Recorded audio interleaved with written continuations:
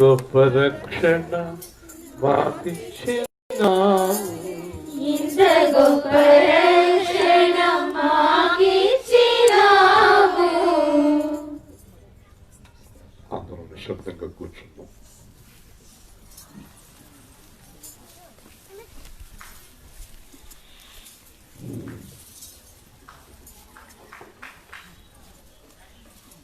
ఎవరు కూడా అటు ఇటు కదలకుండా ప్రశాంతంగా కూర్చుంటే దేవుడు మాట్లాడతారు. చాలా మంది అడుగుతారు, దేవుని వాక్యం అంటే ఏమిటని.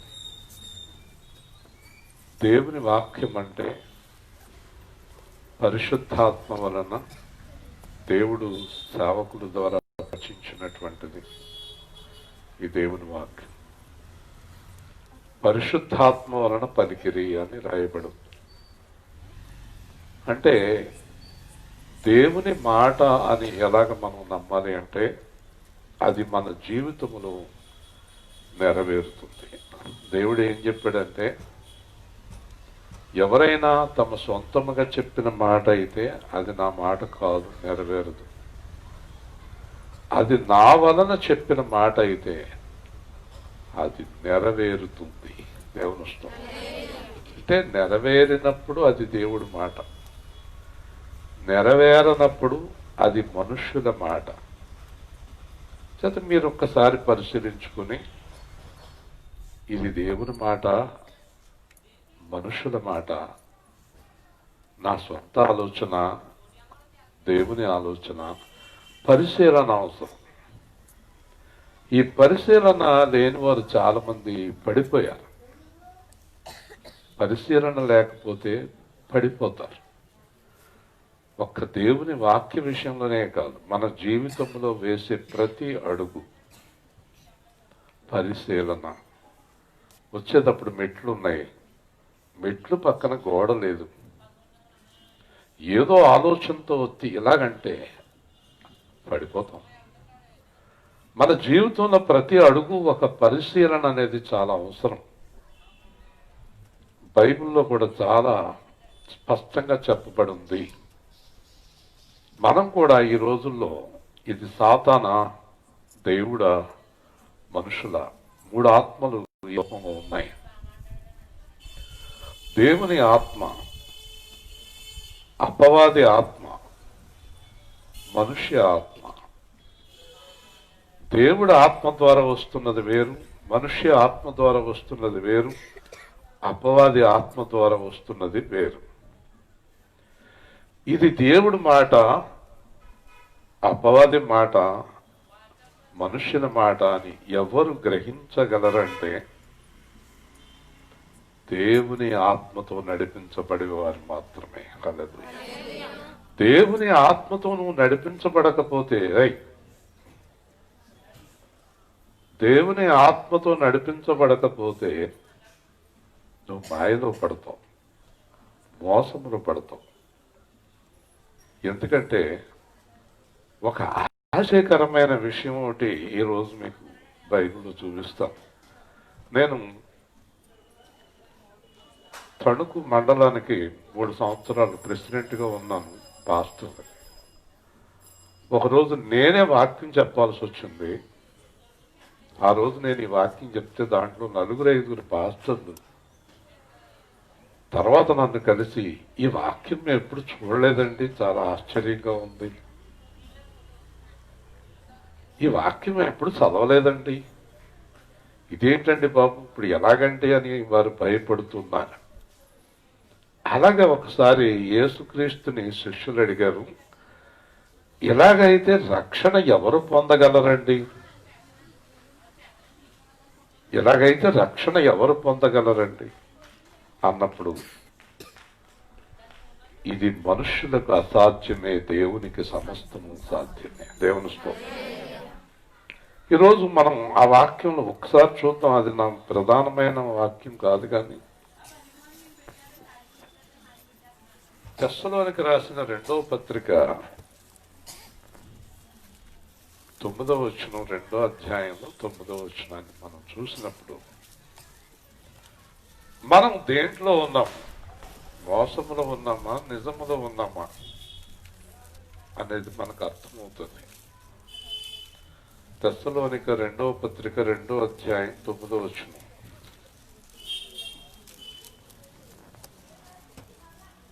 నశించుచున్నవారు తాము రక్షించబడుటకై సత్య విషయమైన ప్రేమను అవలంబింపకపోయిరి కనుక వాని రాక అబద్ధ విషయమైన సమస్త బలముతోనూ నానా విధమైన సూచక్రియలతోనూ మహత్కార్యములతోనూ దుర్నీతిని పుట్టించు సమస్త మోసముతోనూ నశించుచున్న వారిలో సాతాను కనబరచు బలమును అనుసరించి ఉండును. ఇందుచేత సత్యము నమ్మక దుర్నీతి ఎందు అభిలాష గల వారందరూ శిక్షావధి పొందుటకై అబద్ధము నమ్మునట్లు మోసం విషయ శక్తిని దేవుడు వారికి పంపుతున్నాడు. దేవుడు వారికి పంపుతున్నాడు. ఈ మాట చెప్తే పాస్టర్లు 4-3 నా దగ్గరకు వచ్చి, ఇదేంటండి దేవుడు మోసం చేసే శక్తిని పంపడం ఏంటండి, దేవుడు మోసం చేసే శక్తిని పంపించడం ఏంటి? అవును, ఎందుకు పంపించడు? నువ్వు నమ్మలేదు దేవుణ్ణి, దేవుడికి వ్యతిరేకమైన కార్యాలు నువ్వు చేస్తున్నావు. ఈ రోజుకి కూడా దేవుళ్ళు సరిగ్గా లేవు. నువ్వు ధనాపేక్ష, లోకాపేక్ష, శరీరాపేక్ష, ఆడంబరాల అపేక్షలు, వేషధారణ, నువ్వు దేవుణ్ణి నిజముగా ప్రేమించడం లేదు కనుక నువ్వు ఇంకా మోసములోనే ఉన్నావు. నువ్వు దేవుడికి వ్యతిరేకమైన కార్యాలు చేస్తావు అంటే నువ్వు దేవుళ్ళు లేవు. నీ నోటి వెంబడి ఒక బూతు మాట వస్తున్నదంటే నువ్వు దేవుళ్ళు లేవు. నీ నోటి వెంబడి ఒక అపశబ్దం వస్తున్నదంటే నువ్వు దేవుళ్ళు లేవు. నీ నోటి వెంబడి ధనాపేక్ష సంబంధమైన మాటలు వస్తున్నాయంటే నువ్వు దేవుళ్ళు లేవు. నువ్వు ఎప్పుడు ఎదుటి వారిని హింసిస్తూ దూషిస్తూ ఉన్నావంటే నువ్వు దేవుళ్ళు లేవు. సత్యములో లేవు. సత్యములో లేని వారికి ఒక ప్రత్యేకమైన ఏర్పాటు దేవుడు చేశాడు. వాళ్ళ మోసము చేయటానికి ఆ మోసగాడికి దేవుడే శక్తిని పంపిస్తున్నాడు. దేవుని స్తోత్రం. ఇది చాలా ఒక ఆశ్చర్యకరమైన విషయం. ఇది మీకు అర్థమవుతుందా? ఇంకా బాగా అర్థమయ్యేటట్టు చెప్తాం. అదేంటంటే, యేసు ప్రభు యొక్క శిష్యులు 12 మంది ఉన్నారు. 11 మంది యేసుక్రీస్తుని వెంబడిస్తున్నారు. ఒకడు ధనాన్ని వెంబడిస్తున్నాడు, మోసాన్ని వెంబడిస్తున్నాడు. అతనికి యేసుక్రీస్తు మీద కాదు ప్రేమ, యేసుక్రీస్తు పక్కన ఉన్న సత్యం మీద. జాగ్రత్తగా వినాలి. మిగిలిన 11 మందికి యేసుక్రీస్తు మీదే ప్రేమ, కానీ ఒకడికి మాత్రము లోకం మీద ప్రేమ, డబ్బు మీద ప్రేమ. దానివల్ల వాడు ఒక రొట్టె ముక్క పుచ్చుకున్న వెంటనే వాడిలో అపవాది ప్రవేశించను. దేవుని స్తోత్రం. అపవాది ఎందుకు వచ్చాడు దగ్గరికి? మిగిలిన 11 మంది దగ్గరికి అపవాది ఎందుకు రాలేదు? అపవాది రావడానికి గల కారణం ఏమిటి? వాని హృదయం మోసములో ఉన్నది. ఇక్కడ వాక్యం చూస్తే సత్యమును నమ్మక. చెప్పండి, మళ్ళీ చెప్పండి. నువ్వు ఎన్నిసార్లు ఎంత చెప్పినా వారి హృదయంలో సత్యం మీద నమ్మకం లేదు. వారు అసత్యంలోనే ఉన్నారు. అటు చూడొద్దంటే అటే చూస్తారు, అది చేయొద్దంటే అదే చేస్తారు. ఏది వద్దన్నాడో దేవుడు దానినే చేస్తారు. మీకు తెలుసు కదా, బైబిల్ గ్రంథంలో స్పష్టంగా ఉంది, అబద్ధములాడువాడు అపవాది సంబంధి, నిజం చెప్పువాడు దేవుని సంబంధి. వాడు ఆది నుండి అబద్ధం ఆడుతున్నాడు. క్రైస్తవులు క్రీస్తుని అనుసరించేవారైతే అనేక మందిని క్రీస్తులోకి నడిపించగలరు. క్రీస్తుని అనుసరించని వారు ఎవ్వరిని క్రీస్తులోనికి నడిపించలేరు.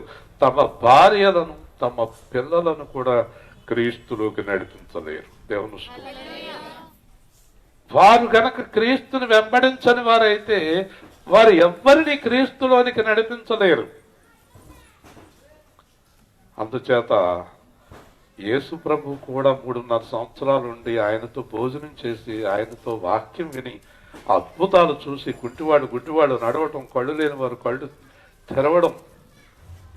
నాతో ఒకరు చెప్తారు, ఏమండి మీ సంఘమేనా ఆవిడ అక్కడ కనబడింది? అక్కడ కనబడిందా? మా సంఘమా? ఎవరండి ఆవిడ? ఎలా ఉంటుంది? ఇలా ఉందండి. అవునా? ఏం చేయాలి నేను? ఏం చెప్పాలి వారితోటి? మా సంఘమే అని చెప్పాలా? మీ అబ్బాయేనండి అక్కడ పలానా క్లబ్ దగ్గర కనపడ్డాడు, మీ అబ్బాయేనా? ఇవన్నీ బాగానే ఉంది, కానీ ఈ మాటలు మాట్లాడుకునేటప్పటికి తల దించుకునేది నువ్వు నేను కాదు, నిన్ను రక్షించిన యేసుక్రీస్తు తల దించుకుంటాడు. దేవుని స్తోత్రం. యేసుక్రీస్తు తల దించుకుంటాడు నువ్వు చేసే పనులకి, నువ్వు వాడే అబద్ధాలకి, నువ్వు మాట్లాడే బూతులకి, నువ్వు చేసే పనులకి యేసుక్రీస్తు తల దించుకుంటాడు.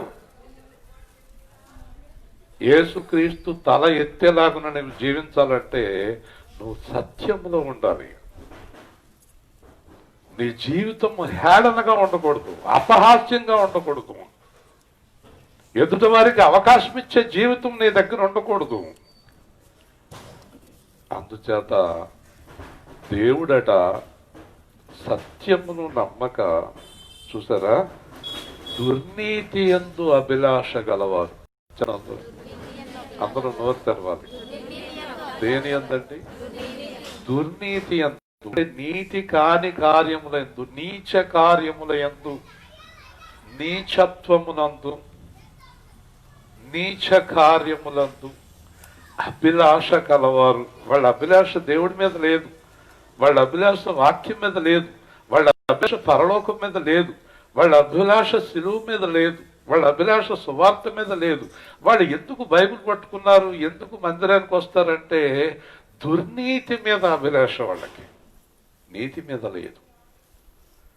కానీ జాగ్రత్త, వీళ్ళందరినీ దేవుడు తన చేతిలోకి తీసుకుంటున్నాడు. హల్లెలూయా. దేవుడు తీర్పు కోసం వీళ్ళందరూ ఎదురు చూడాల్సి వస్తుంది. ఈ దుర్నీతి యందు అభిలాష కలిగిన వారందరూ ఒక్కసారిగా దేవునికి స్తోత్రం. శిక్షావిధి అని చెప్పండి, అందరూ చెప్పండి. శిక్షావిధి పొందుటకై, దేవుడికి వ్యతిరేకముగా ఉండే ప్రతి క్రైస్తవుడు కూడా శిక్షావిధి పొందుటకై, దేవుడికి వ్యతిరేకంగా ఉండే వారందరూ పొందేటటువంటి శిక్ష వ్యతిరేకంగా ఉండే క్రైస్తవులు కూడా పొందుటకై, శిక్షావిధి పొందుటకై. అంటే ఒకసారి మోసములు కూరుకుపోయి, మోసములు పడిపోయి, మోసాన్ని ప్రేమించి మోసంలో జీవిస్తూ ఉండేవారు బయటికి రాకుండా ఉండి అదే మోసములో, అదే పాపములో, అదే చెడ్డ పనులలో కూరుకుపోవునట్లు మోసము చేయు శక్తిని దేవుడు వారికి పంపుచున్నాడు. దేవుని స్తోత్రం. హల్లెలూయా. అంటే వాళ్ళు ఏమనుకుంటారంటే ఇంకా ఇదే సత్యం, ఇదే కరెక్టు, నేను చేసేది కరెక్టు, నేను ఎన్ని తప్పులు చేస్తున్న దేవుడు నన్ను క్షమిస్తున్నాడు, నేను ఎన్ని అబద్ధాలు ఆడుతున్న దేవుడు నన్ను క్షమిస్తున్నాడు, నేను ఎన్ని మాయలు చేస్తున్న దేవుడు నన్ను క్షమిస్తున్నాడు, నేను ఎంత డబ్బు కూడగట్టుకుంటున్న దేవుడు నన్ను క్షమిస్తున్నాడు, నేను ఎన్ని పాపకరమైన కార్యాలు దేవుడికి వ్యతిరేకమైనవి చేస్తున్నా దేవుడు నన్నేమీ చేయటం లేదు. ఓ పిచ్చిదానా పిచ్చోడా, దేవుడు నీకు శిక్షణ అక్కడ సిద్ధంగా ఉంచాడు. హల్లెలూయా. పాపపు విశాల మార్గం పాపులకే అది అమృతం. పాపపు విశాల మార్గం పాపులకే అది అమృతం. గుర్తువలే వెళ్ళిపోవును దుష్టుల న్యాయ తీర్పులో.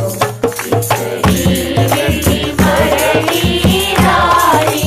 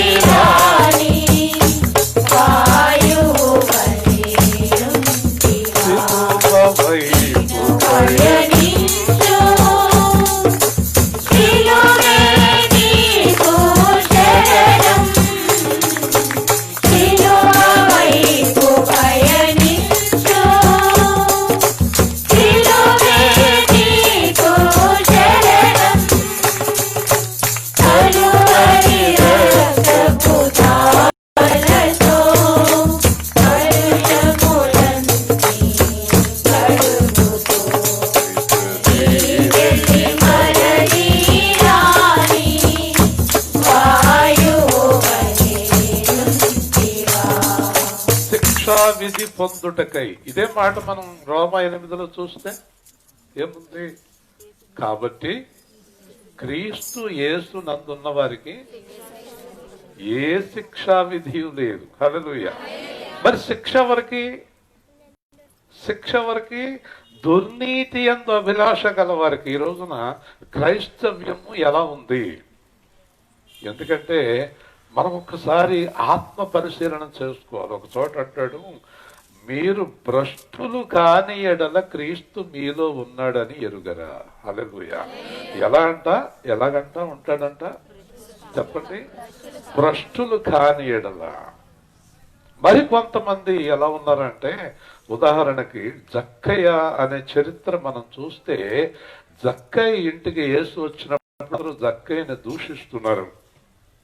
ఇతడు భయంకరమైన వ్యక్తి, పాపాత్ముడు, ఇతని ఇంటికి ఈయన వెళ్తున్నాడు అన్నప్పుడు జక్కయ్య తనకున్న డబ్బంతా వెంటనే ఎవరికి వాళ్ళకి ఇచ్చేసి ఖాళీ అయిపోయాక యేసు ప్రభు అన్నాడు, నేడు ఈ ఇంటికి రక్షణ వచ్చినది. దేవుని స్తోత్రం.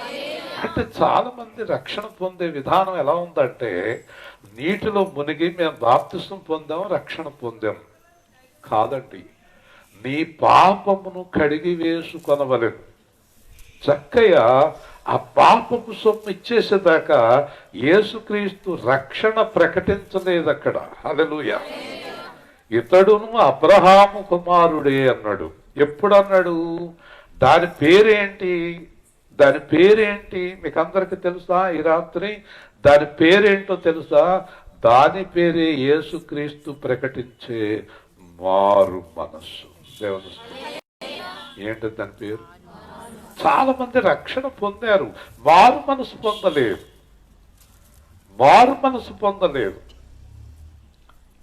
మీ సత్క్రియలను చూసి దేవుణ్ణి మహిమపరుచున్నట్లు మనుషుల ఎదుట మీ సత్క్రియలు కనబడాలన్నాడు దేవుడు.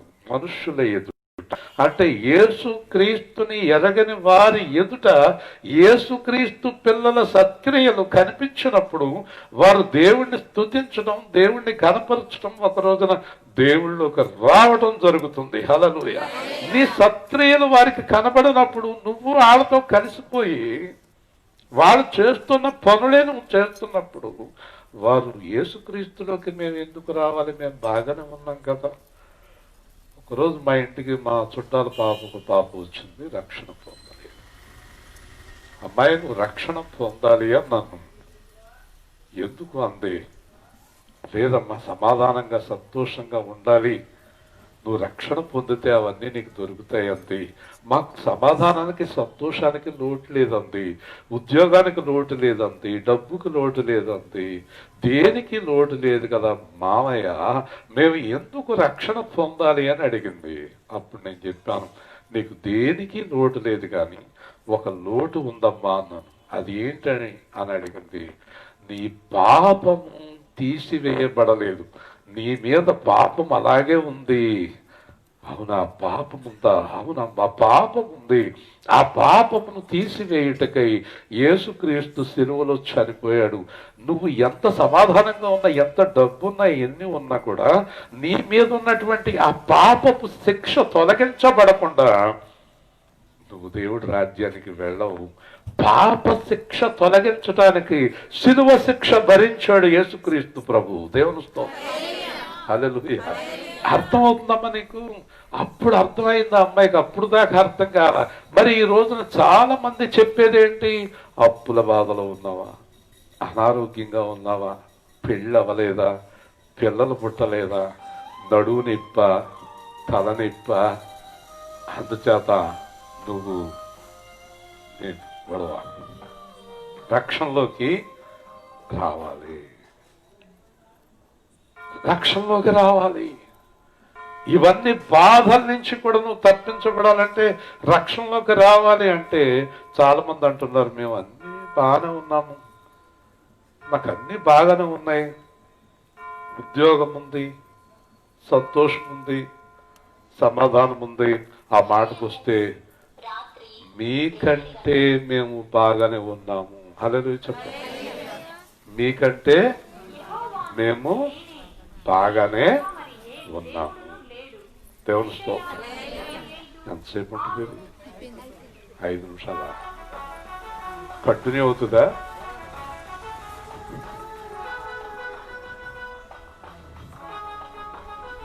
మనదేమని పడదు ఇంకా.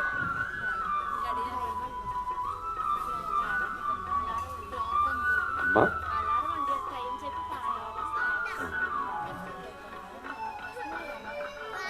అంతా ఒక పాట ఉన్న పాడు. ఓకే, అప్పుడే అవదు, చెప్తే బెటర్. పాట పాడదాం.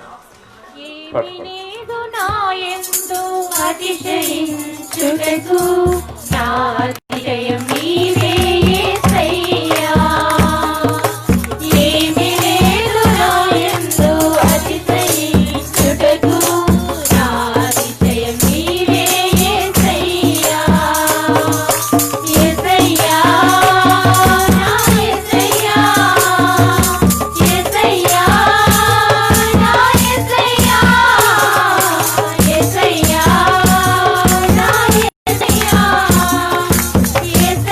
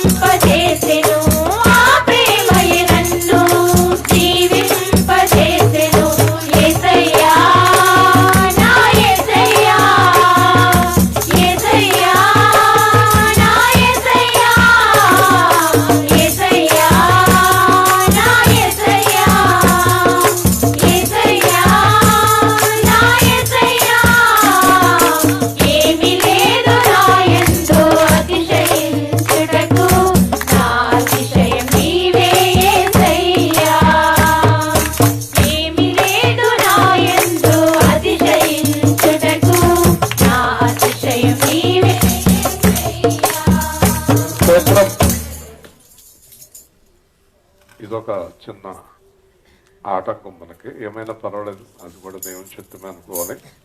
సరే, ఇక్కడ మనం చూసినప్పుడు అనేక మంది సువార్తకు వ్యతిరేకమైనటువంటి సువార్తలు ప్రకటిస్తూ, సువార్తకు వ్యతిరేకమైన సువార్త అంటే అర్థం ఏంటి తెలుసా? దుర్నీతిలోనికి నడిపించేటటువంటి సువార్త, నీతిలోనికి నడిపించే సువార్త కాదు. ఉదాహరణకి యేసు ప్రభు చెప్పిన మాటను వక్రీకరించి, పౌలు చెప్పిన మాటలు వక్రీకరించి, దైవజనుడు చెప్పినటువంటి మాటలు వక్రీకరించి సువార్తను ప్రకటించేవారు ఉన్నారు. దాని గురించి పౌలు ఏం చెప్తాడో తెలుసా?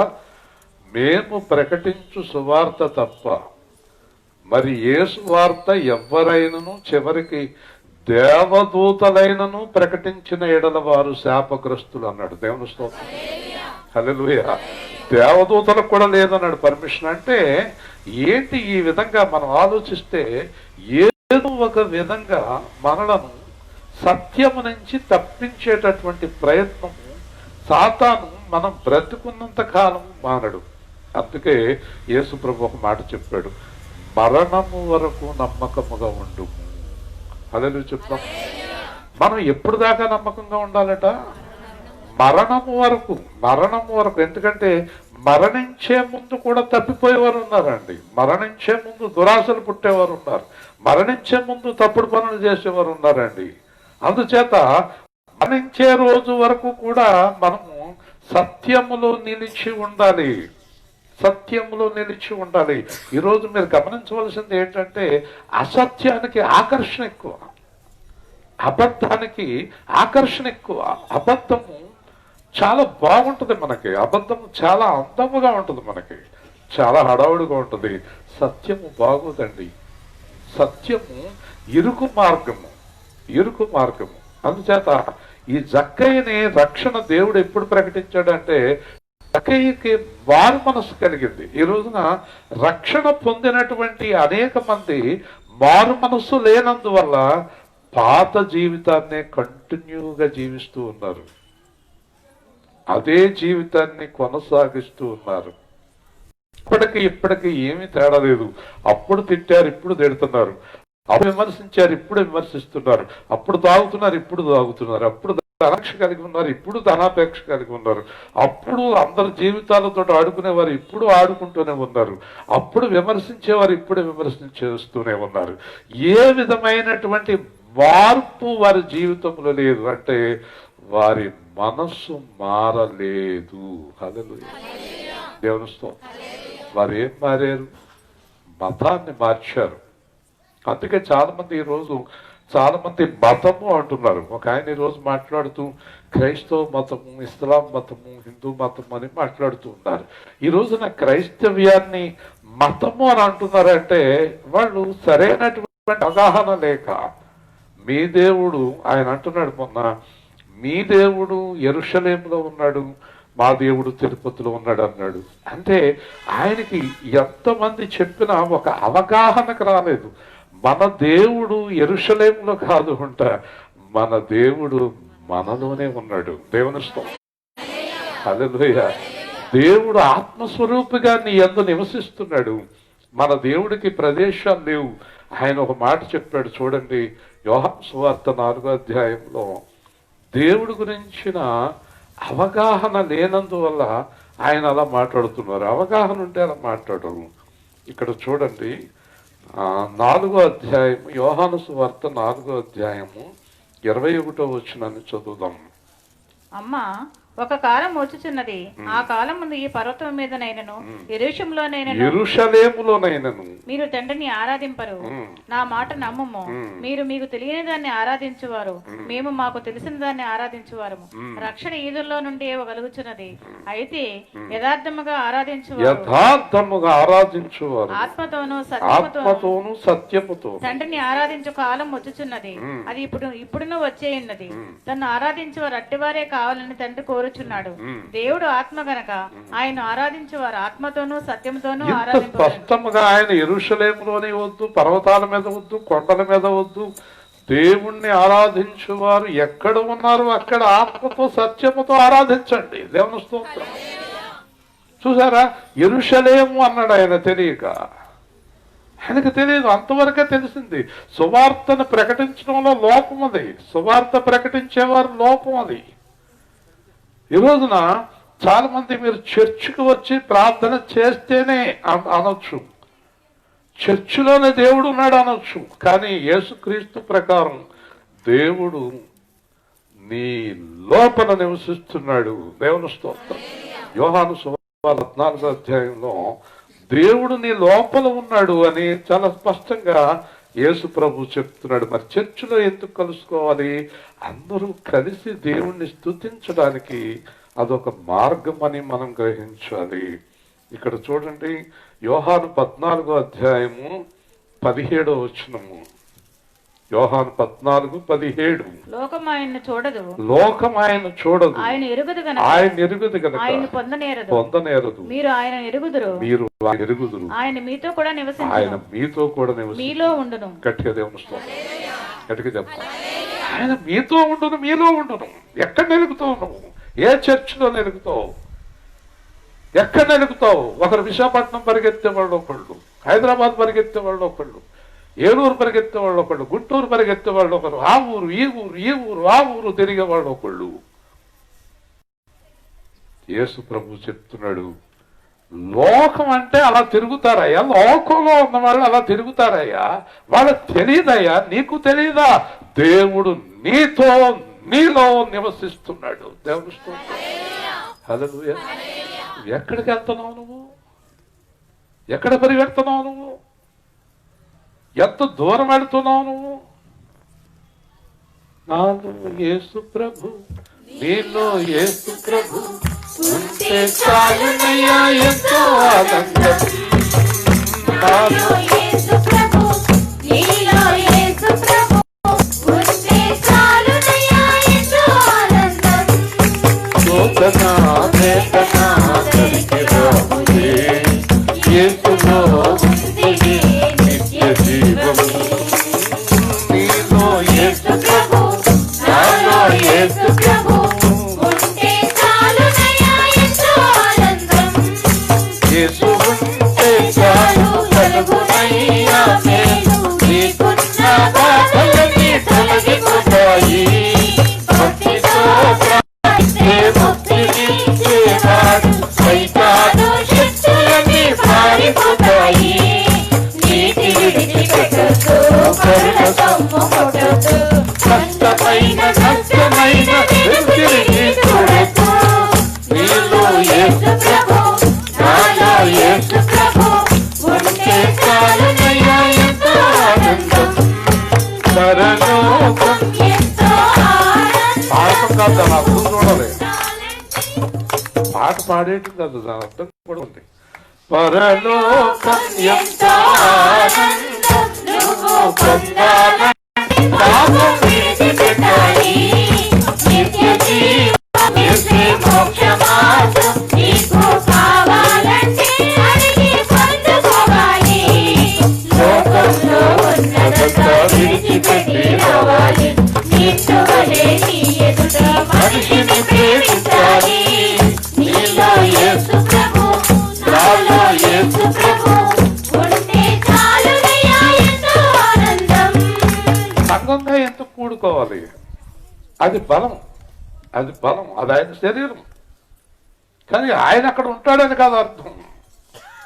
ఆ సంఘానికి ఆయన శిరస్సు అని అర్థం. సంఘం అనేది దేవుడు ఏర్పాటు చేసింది. ఆలయంలో అందరూ కూడుకొని ప్రార్థన చేయమని దేవుడు చెప్పాడు. సంఘం అత్యాసక్తితో ప్రార్థించక దేవుడు కార్యం చేశాను. సంఘం అందరూ కలిసి, పేతురు జైల్లో ఉన్నాడు, సంఘం అందరూ కలిసి ప్రార్థన చేస్తున్నారు. సంఘం మధ్యలోకి దేవుడు రాలేదు. సంఘం అంతా కలిసి ప్రార్థన చేస్తుంటే సంఘం మధ్యలోకి దేవుడు రాలేదు. జైల్లోకి అది పేతురుని విడిపించుకొచ్చాడు. గట్టిగా దేవుని స్తోత్రం. హల్లెలూయా. జైల్లోకి వెళ్ళాడు ఆయన, ఇక్కడ సంఘం మధ్యలోకి రాలేదు. ఇక్కడ కూర్చొని చేయండి బాగా అనలేదు. అర్థమవుతుందా? ఈ దేవుణ్ణి ఈరోజు మీరు గ్రహించవలసింది సత్యాన్ని గ్రహించాలి. అబద్ధంలో ఉన్న వారికి సత్యం ఏదో తెలియదు. నేను ఒకప్పుడు అబద్ధంలో ఉన్నాను.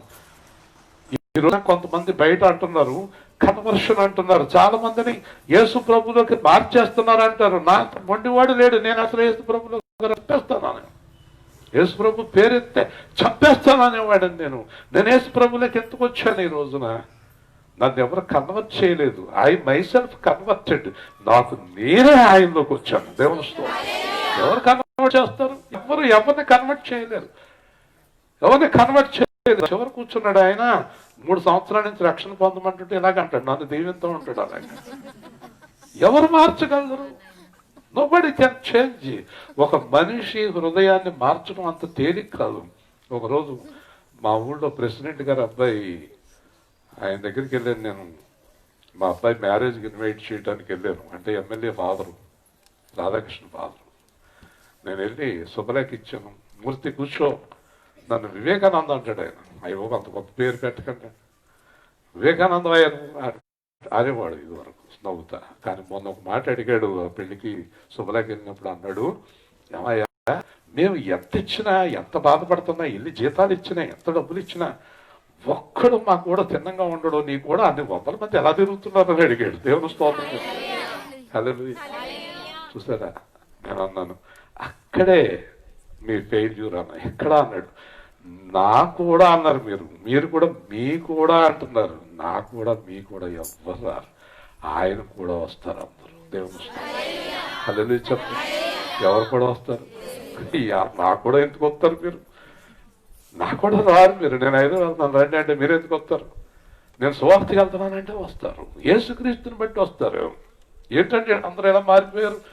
ఎక్కడి నుంచి ఒక ఆయన వస్తున్నాడు, మార్చేస్తున్నాడు. Nobody can change. ఒక మనిషిని మార్చగలిగితే, దయచేసి వినండి, ఒక మనిషి మార్చగలిగితే ఈ రోజున వ్యభిచారులు ఉండరు, తాగుబోతులు ఉండరు, ప్యాకెట్లు ఆడేవాళ్ళు ఉండరు, కోడి పందాలేసేవాళ్ళు ఉండరు. దేవుని స్తోత్రం. హల్లెలూయా. దారిలో చూసాం కదా వచ్చేటప్పుడు, ఎవరు ఉండరండి. మనిషి వినగలిగితే తప్పు చేసేవాడు ఉండడండి. వింటారా? చెప్పండి, వింటున్నారా? ఎక్కడో దాకేందుకు? నీ చిన్న పిల్లవాడు, 3 ఏళ్ల పిల్లవాడు నీ మాట వినడు. దేవుని స్తోత్రం. అంచేత ఇది కరెక్ట్ ప్రొసీజర్ కాదు. కన్వర్ట్ చేసేస్తున్నారు అనే మాట కరెక్ట్ కాదు. వారు దేవుడు మహిమను చూసి, దేవుని కార్యములను చూసి, దేవుని అద్భుతములను చూసి, దేవుడును శాంతి నిలుక్కుని, దేవుడును విశ్రాంతి పొందుకొని. ఉదాహరణకు నా జీవితంలో 40 సంవత్సరాల విశ్రాంతి లేదు. 20 సంవత్సరాల నుంచి విశ్రాంతిలోనే ఉన్నాను. దేవుని స్తోత్రం. అంచేత యేసు ప్రభునట రుచి చూసి తెలుసుకోవాలను. ఎలా తెలుసుకోవాలి? రుచి చూసి తెలుసుకోవాలి. స్వీట్ షాప్కి వెళ్ళినప్పుడు మనం కొనం అనే డౌట్ స్వీట్ అమ్మే ఆయనకు వస్తే, కొనం అనుకుంటే కొంత పాపం ఖర్చు పెడతాడు. ఇది విరిచి ముక్కని గెస్తాడు, తిని చూడండి అంటాడు. నువ్వేమో వద్దులేండి అంటావు. అలా కాదు, మీరు తిని చూడండి అంటాడు. అది బిజినెస్ టెక్నిక్. తిన్న తర్వాత మొహమాటం కోసమైనా 1/4 కేజీ కట్టిస్తావు. దేవుని స్తోత్రం. హల్లెలూయా. యేసు ప్రభు ఏమన్నాడు తెలుసా? ఛాలెంజ్ చేశాడు, నన్ను రుచి చూసి తెలుసుకోండి. దేవుని స్తోత్రం. హల్లెలూయా. ఈ రోజున యేసు ప్రభువులోకి ఎవరిని రప్పించలేరండి. ఇంత జనం పనులు వదులుకొని లారీ ఎక్కి రారండి. కష్టమండి. అంత సులువు కాదండి ఇది. ఇదంతా వీళ్ళ రావడానికి ప్రపంచంలో 320 కోట్ల మంది యేసు ప్రభులో ఉండడానికి గల కారణం యేసు ప్రభు యొక్క సిలువ త్యాగం. దేవుని స్తోత్రం. హల్లెలూయా చెప్పాలి. యేసు ప్రభు యొక్క సిలువ త్యాగం, ఆయన ప్రేమ, ఆయన కృప. ఒక్కసారి యేసు ప్రభుని రుచి చూసిన తరువాత ఆయన దగ్గర నుంచి వెళ్ళడం అసాధ్యం. దేవుని స్తోత్రం. హల్లెలూయా. అందుచేత ఈరోజు మనం సత్యంలోకి వెళదాం. ఈరోజు సువార్త ఏంటంటే, మనం సత్యాన్ని నమ్ముదాం, దుర్నీతిని నమ్మొద్దు, దురన్యాయాన్ని నమ్మొద్దు, లోకాన్ని నమ్మొద్దు. లోకాన్ని విడిచిపెడదాం, శరీర సంబంధమైన క్రియలను విడిచిపెడదాం, ఆత్మ సంబంధమైన సత్యంలోకి వద్దాం, ఆత్మ సంబంధమైన జీవితంలోకి వద్దాం, లోక సంబంధమైన వాటినన్నిటిని విడిచిపెడదాం. దేవుడు నీలో ఉన్నాడు, నాలో ఉన్నాడు. ఆయన మీతో ఉండును, మీలో ఉండును. ఇంకొక మాట కూడా మనం చూస్తే యోహాను సువార్త 17:17 నేను ఒక 10 నిమిషాల్లో ముగిస్తాను. తర్వాత మరి ఒక సేవకుడు గౌరవించడం మంచిది. కొద్దిసేపు మాట్లాడతానంటే నాకు అభ్యంతరం లేదు. తప్పకుండా సతీష్ దానియేలు కూడా కొద్ది నిమిషాలు మాట్లాడి ప్రార్థన చేస్తే ఈ కార్యక్రమం ముగుస్తుంది. చెప్పండి. సత్యమందు వారిని ప్రతిష్ఠ చేయము. సత్యమందు వారిని ప్రతిష్ఠ చేయము. ఈ వాక్యమే సత్యము. చూసారండి, దేవుడు మనం ఎక్కడ ఉండాలనుకుంటున్నాడు ఒకసారి అందరూ గట్టిగా చెప్పండి. అందరూ చెప్పాలి. మరి అబద్ధం ఎక్కడి నుంచి వచ్చింది? ఈ అబద్ధం సంఘాల్లోకి ఎలా దూరింది? అబద్ధం సంఘంలో ఎవరు అబద్ధాన్ని ఇష్టపడేవారు ఉన్నారు. దేవుని హల్లెలూయా. సంఘంలోనికి పాపం ఎలా ప్రవేశించింది? పాపం ఇష్టపడేవారు ఎవరు సంఘంలో ఉన్నారు? సాతాను యేసు ప్రభు కూర్చొని రొట్టె విరుపు స్థలంలో, యేసు ప్రభు ఉన్న స్థలంలో సాతాను ఎలా ప్రవేశించింది? సాతానికి ఇష్టమైనటువంటి ఇస్కరియోతి యోధా అక్కడ ఉన్నాడు. దేవుని స్తోత్రం. అర్థం మీకు అందరికీ? ఒకవేళ సాతాను వచ్చి ఆ గోడ మీద కూర్చుందనుకోండి, నేను అడుగుతాను, ఎందుకు కూర్చున్నావు ఇక్కడంటే, ఇక్కడ నాకు సంబంధించిన వాళ్ళు ఒక 20 మంది ఉన్నారు అంటది. మనం ఏం చేయలేము. దేవుని స్తోత్రం. హల్లెలూయా. అంచేత సత్యమును నమ్మక దుర్నీతి అందు అభిలాష గల వారందరినీ మోసము చేయు శక్తిని దేవుడు పంపుతున్నాడు. నువ్వు సత్యంలో లేనప్పుడు నువ్వు కంటిన్యూగా మోసంలోనే ఉన్నావు. ఒకసారి స్టీఫెన్ పాల్ గారు ఒక సాక్ష్యం చెప్పారు. ఆయన వేరే దేశానికి వెళ్ళారు. దేశం పేరు గుర్తులేదు. ఎంతమంది ఉన్నారో తెలుసా సేవకుడి దగ్గర? 20,000 మంది ఉన్నారు ఆ సేవకుడి దగ్గర. 20,000 మంది అండి విశ్వాసులు. ఆ సేవకుడి దగ్గర ఈయన వాక్యం చెప్పడానికి వెళ్ళాడు. ఈయన వాక్యం చెప్తూ ఉండగా ఈయన మొదటి రోజు చెప్తున్న వాక్యం విని ఆయన రెండో రోజు నుంచి సభకు రావటం మానేశాడు. అందరూ వస్తున్నారు కానీ ఆయన రావటం మానేశాడు. అర్థమైందండి? వాక్యానికి ఆగలేకపోయాడు. వాక్యానికి ఆగలేని వ్యక్తి దగ్గర, అంటే వాక్యానికి యథార్థతకు ఆగలేని వ్యక్తి దగ్గర విశ్వాసులు ఎంతమంది ఉన్నారు చెప్పండి? ఇవాళ లక్షల మంది ఉన్నారని ఆయన చాలా గొప్పోళ్ళు అని అనుకోకూడదు. మనం వాక్యానికి సత్యానికి ఆగలేని వారి దగ్గర ఎంతమంది ఉన్నారు? ఇవాళ అబద్ధంలో కూడా లక్షల మంది ఉంటారండి. వాళ్ళందరూ ఎవరు? అబద్ధీకుడి దగ్గర లక్షల మంది ఉంటారు. ఎవరు వాళ్ళందరూ చెప్పండి? అబద్ధాన్ని ఆశ్రయించేవారు. దేవుని స్తోత్రం. సత్యాన్ని ఆశ్రయించేవారు కాదు వారందరూ కూడా. ఆ రోజున అతని భార్య రెండో రోజు రాత్రి భార్యను అడిగాడు, ఏమ్మా ఆయన మీటింగ్కే రావట్లేదు, ఆయనే కదా మీటింగ్ పెట్టించాడు, ఈ మీటింగ్కే మొత్తానికి ఆయన రావట్లేదంటే ఒకసారి పక్కకి తీసుకెళ్ళి పాలుగారితో చెప్పిందంట, మీ వాక్యానికి ఆయన ఆగలేకపోతున్నాడండి. ఎందుచేత నా వాక్యానికి ఆయన ఆగలేకపోతున్నాడమ్మా అంటే, ఆయన దగ్గర రహస్య పాపం ఉన్నది. దేవుని స్తోత్రం. గట్టిగా చెప్పాలి. హల్లెలూయా. రహస్య పాపం ఉన్నవాడు ఎదురుగుండా కూర్చోలేకపోతున్నాడు. ఎందుకంటే అది ఈ దేవుని యొక్క అగ్ని వెళ్ళి తాకేస్తుంది. అగ్ని అగ్ని అగ్ని ఆగలేరు. దేవుని స్తోత్రం. ఆగలేడు. ఇంతకీ 3 రోజుల మీటింగ్ అయిపోయింది. కానుక లేదు. అక్కడి నుంచి విమానంలో రావడానికి ఈయనకి డబ్బులు లేవు. ఆయన అడ్రస్ లేడు. ఎవరు అడ్రస్ లేరు. ఈయన వదిలేశాడు. కోపం వచ్చేసింది కదండి. మనలో కూడా సంఘంలో కొంతమందిని ఏదైనా తప్పు చేశారని ఇలా చూపించాం అనుకోండి, మానేస్తున్నారు కదా. ఏం పర్వాలేదు, మానేసినా కూడా నష్టం లేదు. కానీ ఈ 2 తలంపులు ఉండేవాళ్ళు మానేయటమే మంచిది. యేసు ప్రభు సత్యంలో ఉండేవారే సంఘంలో ఉండటం మంచిది. అటు కడుగు ఇటు కడుగు వేసేవారు మానేయటమే చాలా మంచిది.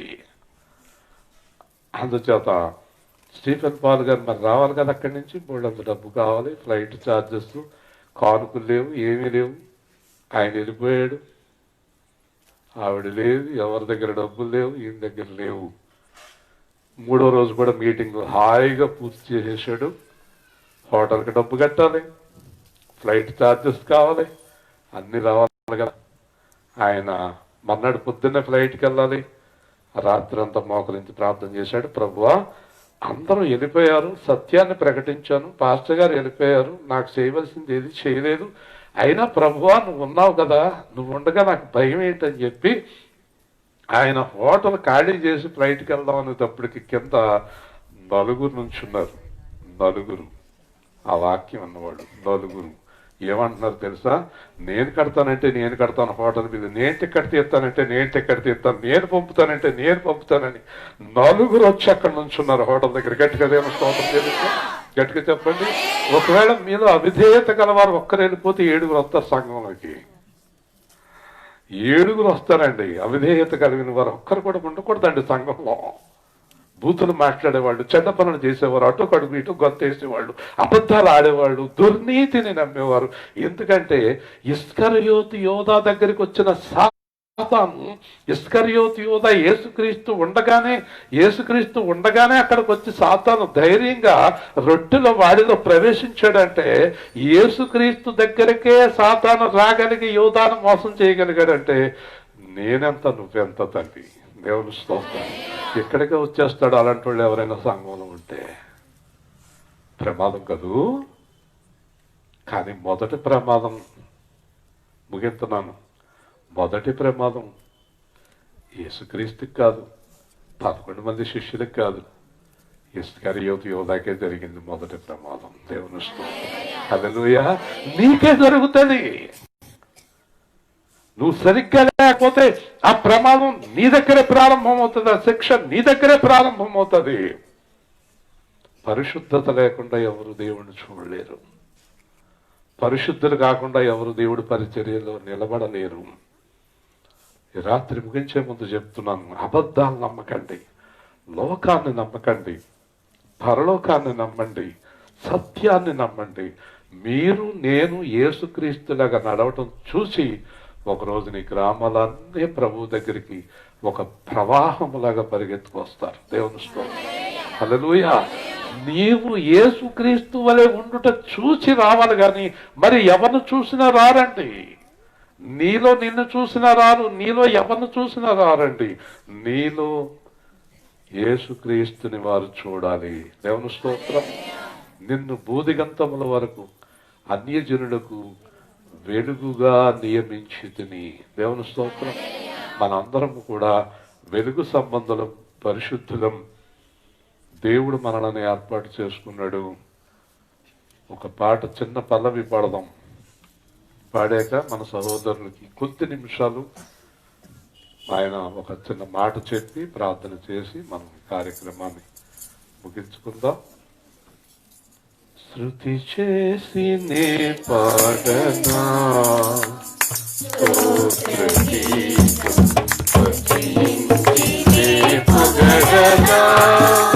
స్వామి, శృతి చేసి నే పాడనా హల్లెలూయా హల్లెలూయా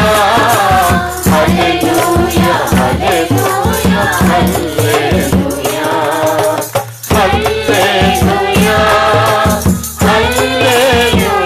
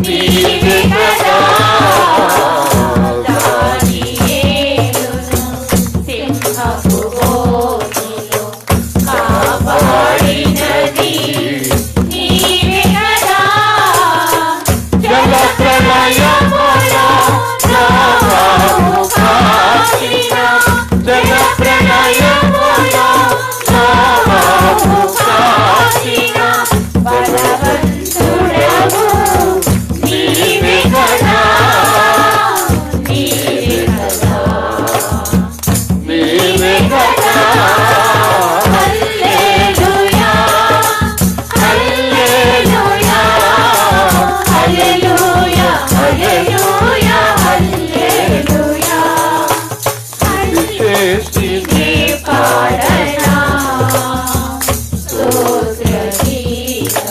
కొద్ది నిమిషాలు మన దానియలు మాట్లాడతారు.